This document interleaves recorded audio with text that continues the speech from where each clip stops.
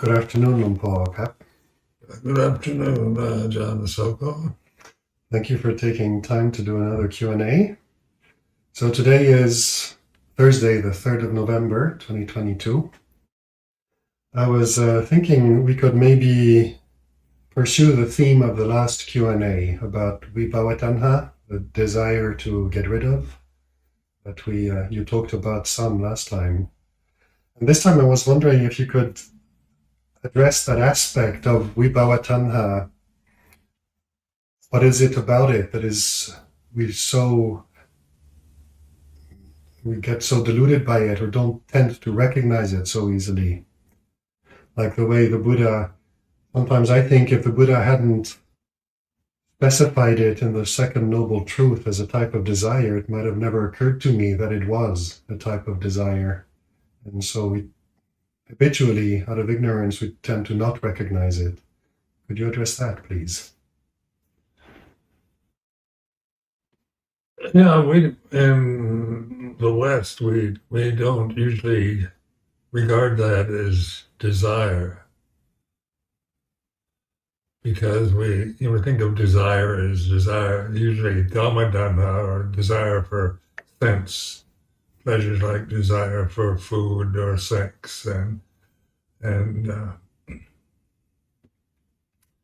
the sensual desires are quite of course that's called Gamadana, desire for sense objects that are please us.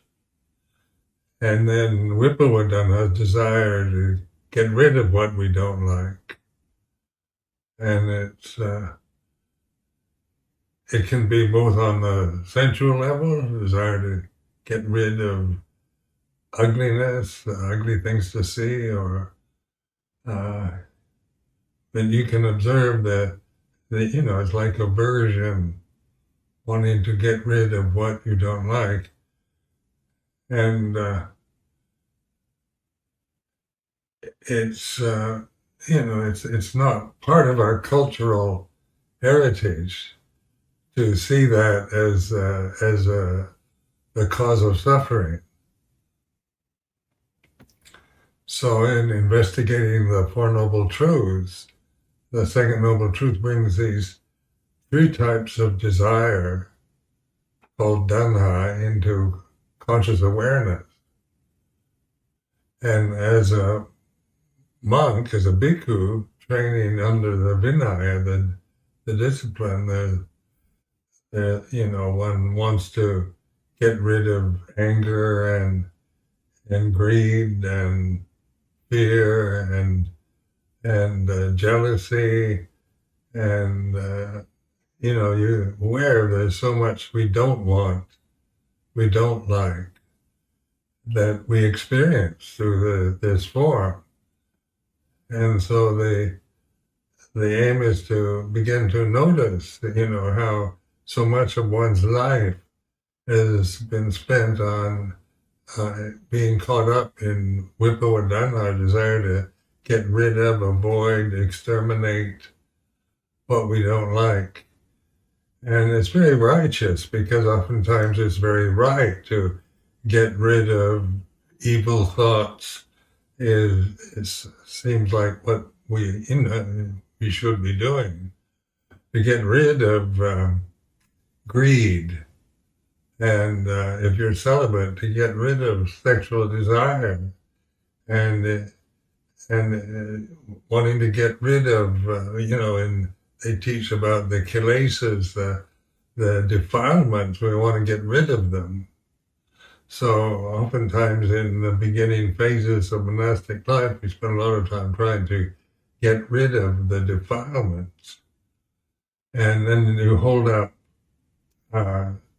ideals such as contentment.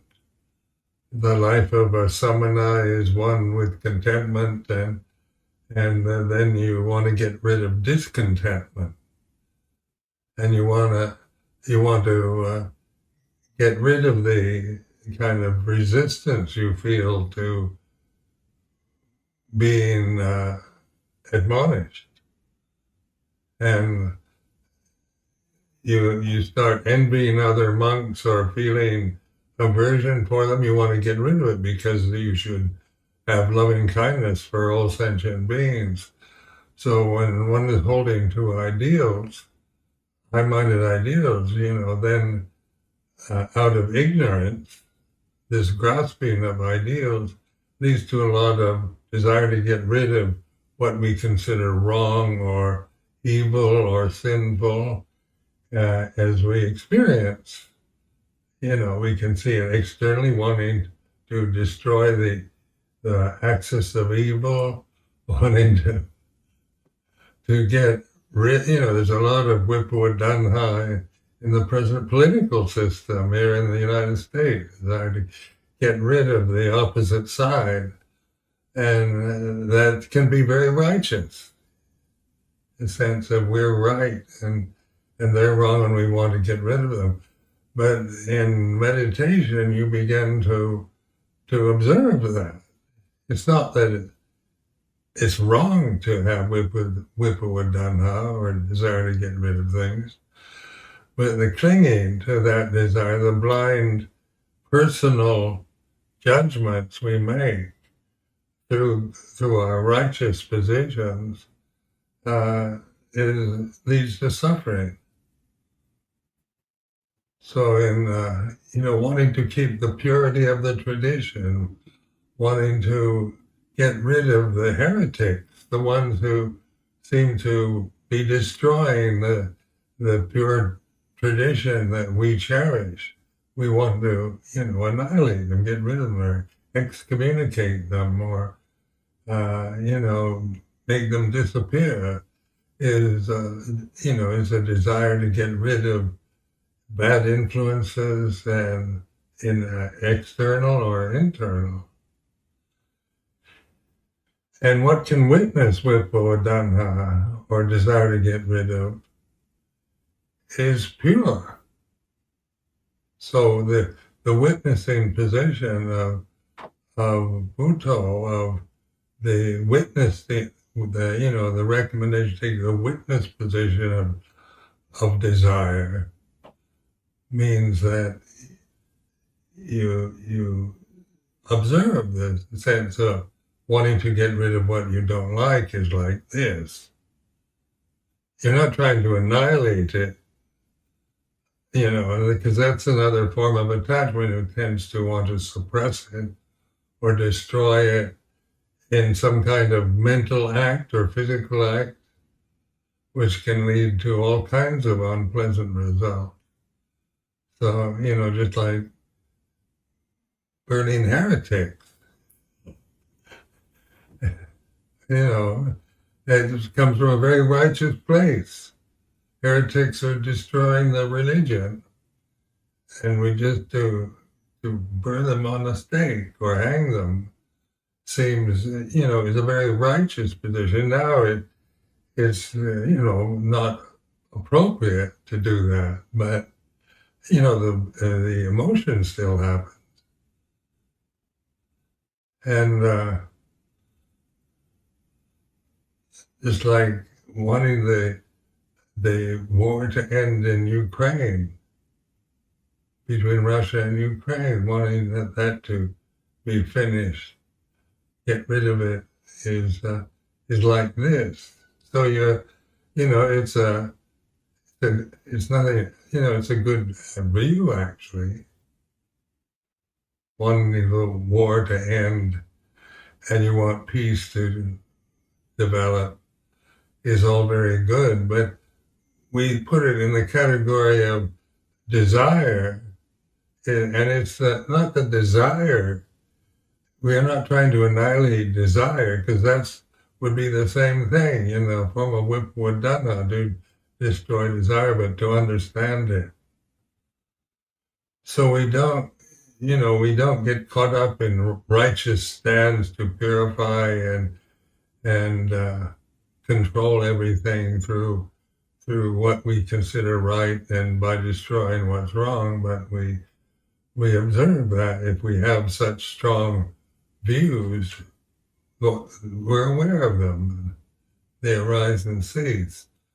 Then in our active life as a citizen of a country, a member of some religion. We're opening our conscious experience in this form to wisdom, to let wisdom guide us rather than just righteous views or the dualistic, divisive tendencies to take sides and champion your own side at the expense of its opposite. You talk about how vibhava tanha is kind of a reaction to views and what we see as right or wrong. Is it also that which is operating when we're kind of more in terms of an inner world of feelings and emotions and states of mind?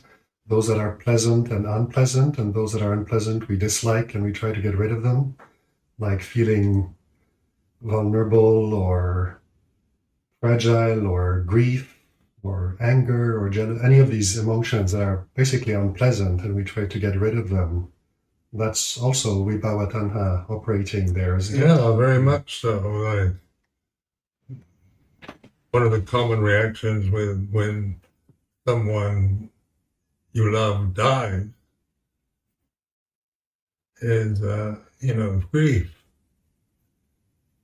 And be the witness to grief rather than the one attached to it, which could be either through indulging in it and just wallowing in grief or trying to get rid of it. Like stiff upper lip, don't make a scene, and everybody's going to die anyway. As a way of, unskillful advice. But, grief is a natural emotion that we have as human beings. Animals have it. And it's part of the human package. But are you really just a physical body in a human form, and then you're just bound by the limitations of a mammalian body, a male body or a female body? Ask yourself that question. Then if why liberation is saying you're not any of those conditions. And then you ask yourself, what am I if I'm not my body and my personality, my emotions, all this, and by taking this position of the witness, it's as simple as that, to see that conscious awareness,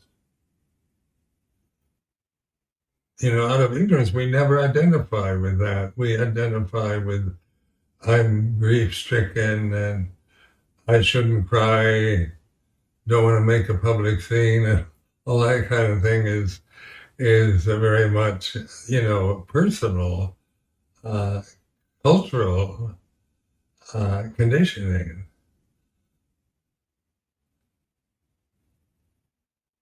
So in the eight worldly dhammas,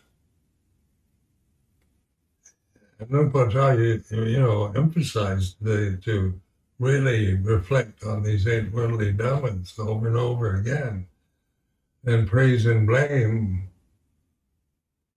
and gain and loss are, he kept telling me that gain and loss and praise and blame are of equal value. Where on the personal level, I never thought of it like that. I thought gain and praise is good, and that's what I expect from life. And loss and blame is bad. I don't want any of that. That's taking sides. Because praise and gain and praise are desirable. To gain respect, to gain wealth, to gain a title, to be a champion, to gain these are all desirable goals. That's just natural. And it's very cultural. To be a winner is, a very strong American ideal. And to get wealthy, to get a lot of money, become the richest person in the whole world is praised. You see how much Americans respect wealth, and because wealth is attractive, and we like that. But loss is not attractive. Losing is not what we want in life. Or being blamed. We don't want to be criticized and blamed. We want to win prizes, trophies, be appreciated and respected by the community and the family, and on and on. These are naturally desirable and undesirable conditions. But in terms of Dhamma, they're of equal value. How is that? Because you learn. In fact, I look at, just in my own life as a Buddhist monk, I've actually, learned the most from loss and blame. And, because they were unwanted emotions. And as a person, I don't like to lose or be blamed for things. But that's my personality. I like to win. I like to be respected. I like to be secure and stable in the material world. Personalities like that. But this personality is an object that you witness to rather than cling to and operate from. It's not one's MO or modus operandi anymore, but it's certainly recognizable in terms of awareness. And awareness isn't critical of it. It's not, when you start criticizing yourself for wanting to be a winner, then you're making it more and more complicated. Because if your experience of life is losing, then you feel you failed, and you have to take antidepressants and survive in some way as a loser. But if you take your refuge in the witness, then losing is impermanent and not self. The sense of I am a loser, whether, in maybe worldly terms you are, in terms of the society, but in terms of ultimate reality, no one's a loser. No one's a winner. Then what are we? And then you begin to trust in awareness or in conscious awareness, because that's not about winning or losing. It's just noticing the way it is, that winning is like this, losing is like this. The sense of I'm a winner, or I'm a loser is like this. You're aware of the thoughts you have, of the habits, good or bad, that you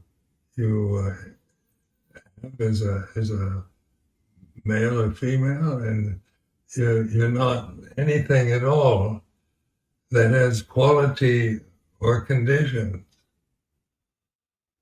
Where winning can also be a form of suffering, because inevitably you're going to lose.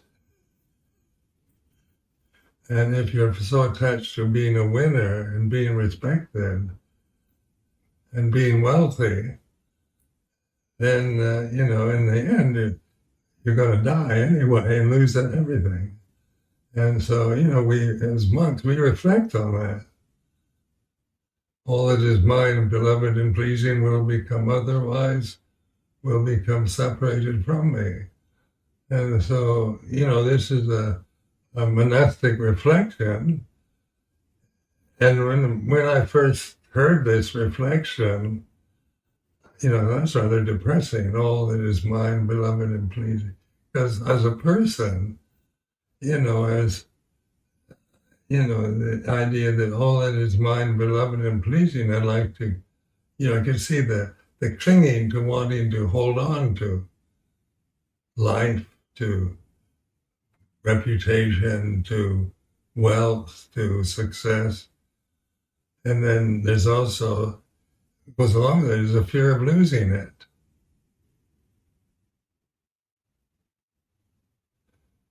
So, that just taking sides with the conditioned realm, good or bad, right or wrong, and it's clinging to our position, and clinging then in the terms of attachment to success, or trying to get rid of failure, Vipawadana. And just by being the witness to these forms of desire, you begin to see desire as just what we experience through the body, through the senses. There's the beautiful and the ugly, and right and wrong emotions. There are happiness and sorrow, and on like that. Is a whole divisive, dualistic structure of forms, heaven and hell, male and female, and it goes on, into taking sides or forming ideals about how life should be, according to thinking in the most kind of superlative ways. We can all imagine a perfect utopian society. But society is the way it is, like America right now is like this. In its external form, and the climate change and the floods and droughts and heat waves and so forth, it's not to dismiss it, not do anything about it, but to see that it's like this is letting go of our view about it as right and wrong. Then wisdom can operate through these forms, through these human forms, universal wisdom. And that's liberation.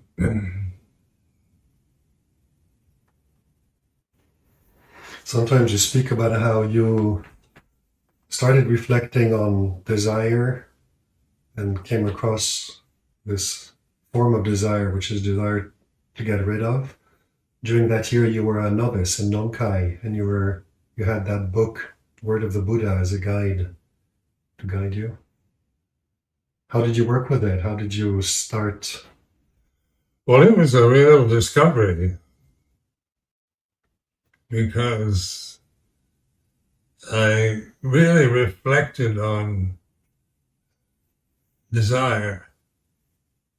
And it's, I was 32, I think, at the time, and educated, university degrees and everything, and studied various religions, Buddhism, Hinduism, and brought up as a Christian. So I had, I wasn't just an illiterate peasant that,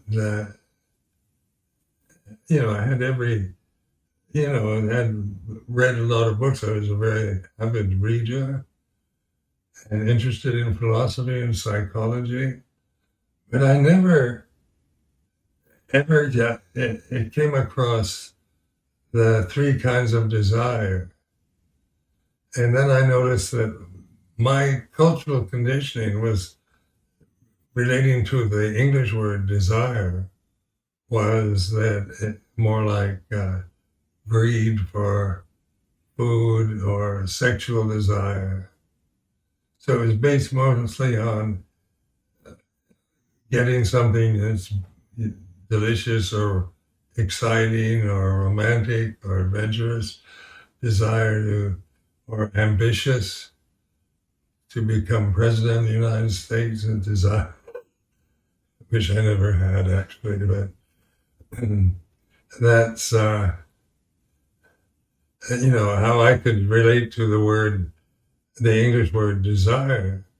And then in Yanati Loka's book, he translates Dhanha as in these three kinds, where the sensual desire is quite apparent, because that's how I use the word desire. If you tell people that somebody else is full of desire, you're talking about they're very ambitious or just full of sexual desires or greed for food,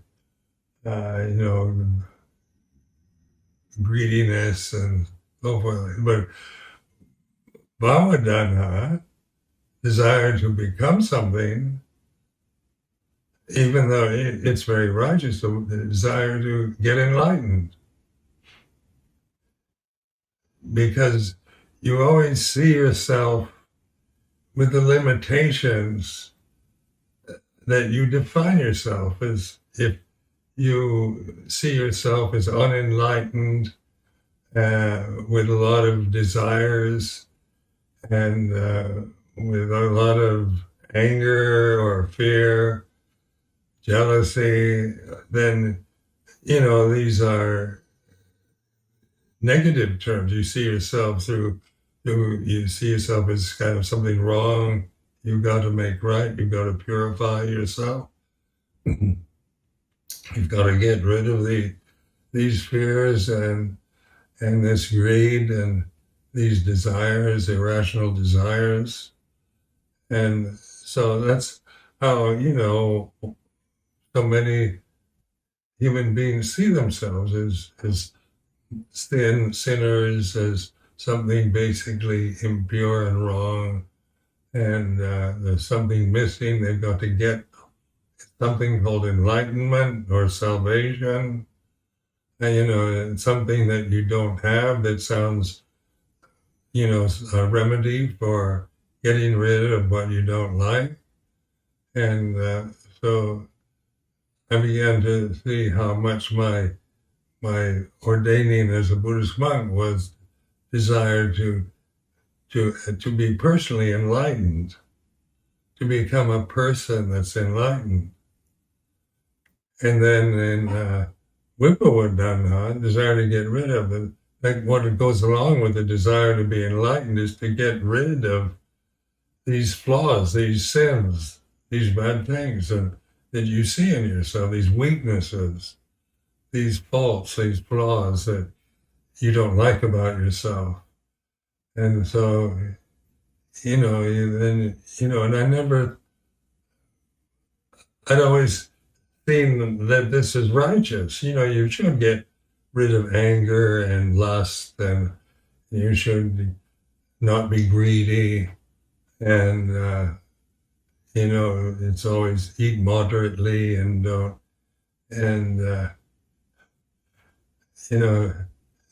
this is good advice, is Stoic advice of how to conduct one's life as a human being. But in terms of Dhamma, it's still taking your personal sense of separate self as what you really are. And suddenly seeing Bhavadana, Vipavadana, there's different ways of observing. The most righteous kind is become enlightened and get rid of fear and greed and things like that. It seems noble and and righteous. And so, one gets praised in some circles for becoming a monastic or somebody who's saved in a church or something, because it seems like you're really putting forth an effort to get rid of evil, fighting the forces of evil. And so in modern life, these images of fighting, of warriorship, fighting against the devil, the satanic forces, is a very common belief in many people. And it's promoted in the society as how we should be. Because the idea of annihilating Satan, get rid of Satan and evil forces seems very noble. Better than trying to make a lot of money and become the richest man in the universe, according to one's value system. And so, it's rated according to which is more noble: greed to become the richest man in the universe, or to get rid of evil forces in the universe. And so, then, being a heroic figure to fight the forces of evil is like Marvel Comics, and it's very exciting and entertaining. So we identify with these images. Some of them are very noble and for the welfare of all human beings and save the planet. Those are rather noble ambitions. And it's not that we get rid of them, but we see that's what they are. Their desire to make things perfect, when the conditioned realm's very nature is imperfection, is change. And it's practitioners of Vipassana meditation, you're noticing, you're paying attention to the impermanency of that an ideal, is a creation. It's not a natural state. It's what you can think using the most superlative thoughts in any language you speak. Like heaven is the ultimate, and God is the ultimate. And is there something better than heaven? And try to figure out whether you can think of something better than heaven. And what's the worst thing is hell, eternal damnation and burning in fire. Is the worst thing you can create in your mind. And but these are fantasies. These are illusions we create with words. It's not the way things really are when you open yourself to taking the witness position and observing that all these noble ideas are noble, but they're ideas that arise and cease in conscious awareness. And so, if we're too idealistic in life, then we become cynical in our old age, because, with all our grand efforts to make things right and get rid of what's wrong, no matter how dedicated you might be in your life and how much success you have achieved, it's still, things are like this. They're not ideal. The United States is not an ideal country like we like to imagine. Right now, the United States is like this. And I'm not making any value judgment about it, but just noticing the political confusion, the problem of violence and gun control laws and on like that. It's like this. Republicans are like this, Democrats are like this, so there's no judgment in that statement. It's just, witnessing the biases you have around political divisions. And it shouldn't be. Both parties should work together for the welfare of the society is the ideal position. But they don't do that. So it's like this. And if I don't witness it in this way, then I get very upset when I feel that they're just competing powers. Then the nobility of the ideal political system is lost. It's just, like one side against another, and that's what war is. That's what division is.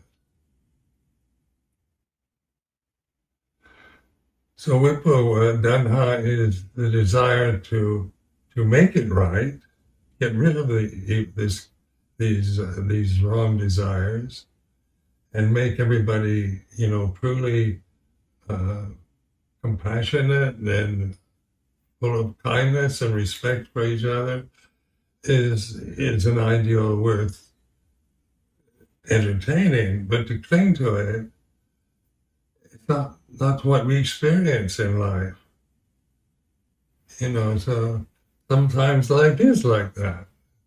And you experience moments where everything is just perfect, the way we want it to be, but it changes, and that's the nature of this realm, the sensory realm, what we see, hear, smell, taste, touch, what we think, emotional, how we feel is very changeable dependent on other conditions.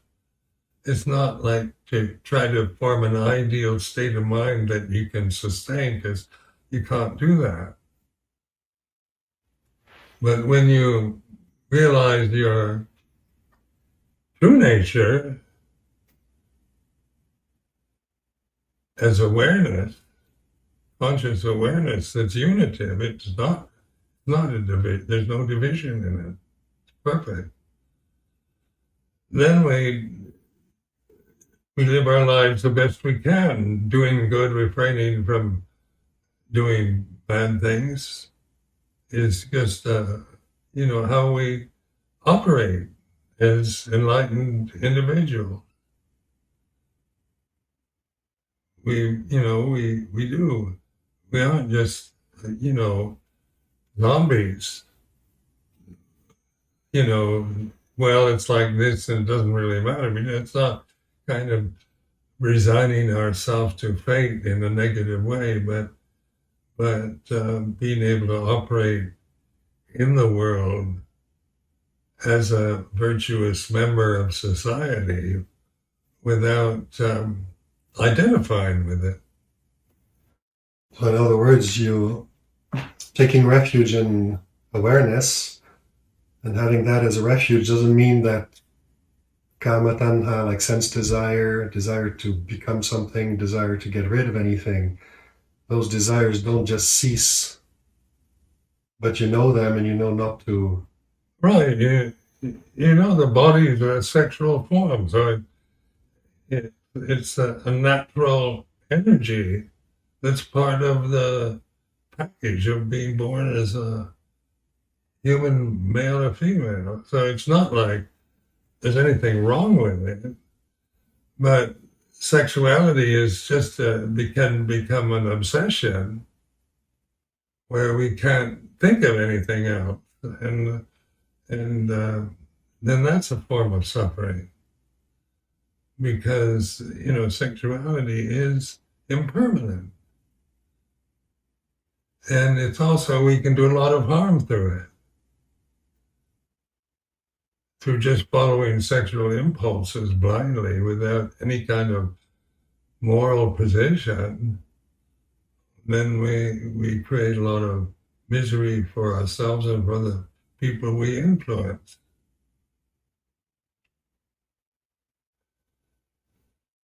And, the more wise individual human beings, the more, then the tendency towards crime and violence and war would diminish.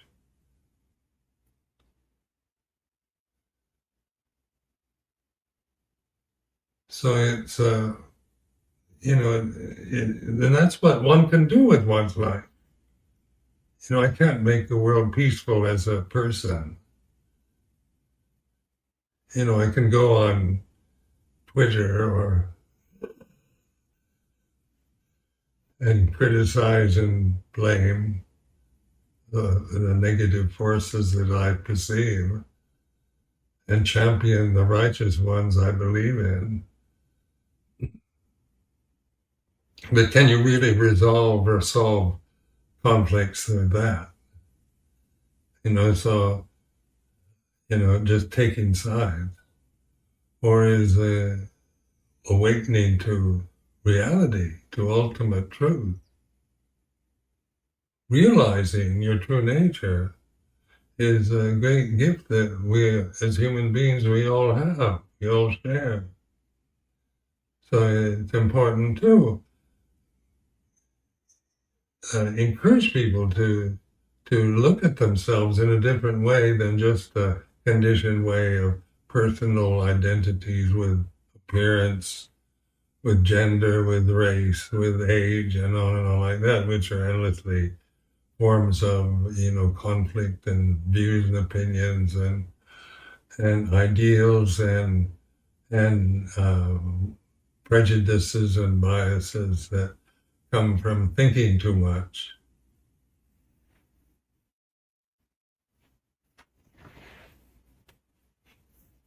Thank you very much, Paul.